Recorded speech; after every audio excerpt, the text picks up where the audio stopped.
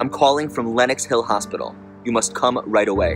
Your son Jonathan was in a very serious accident.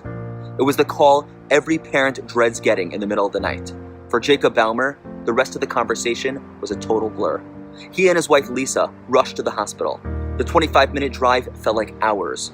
They were ushered into the room where their child, so vibrant and full of life just hours earlier, now lay listless.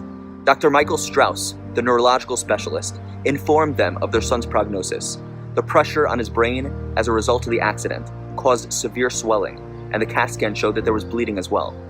Jacob held strong in his hope, but Lisa was falling apart. The days came and went, and there was still no improvement. The other children encouraged Jacob to go home and get some rest, but he refused. He insisted that his son would recover. The days turned into weeks, and then weeks into months, and it became more and more apparent that Jacob's hopes were nothing more than a desperate father's dream. 5 months since the accident, and there was still zero improvement. Jonathan's siblings began to discuss with their parents the possibility of taking their brother off life support. Although their love for him was boundless, they knew there was no hope. After speaking with the doctors, Jacob was convinced that it may be time to say goodbye to Jonathan. The following week, Lisa, Jacob, and their children came to the hospital. One by one, they spent a few minutes saying their final farewells. After each of the children and their mother had their time alone with Jonathan, it was Jacob's turn. He walked into the room as he had every day for the past 5 months. He sat down next to his son's bedside and said, "Jonathan, I'm going to hold your hand, and I need you to squeeze it if you can hear me, okay?"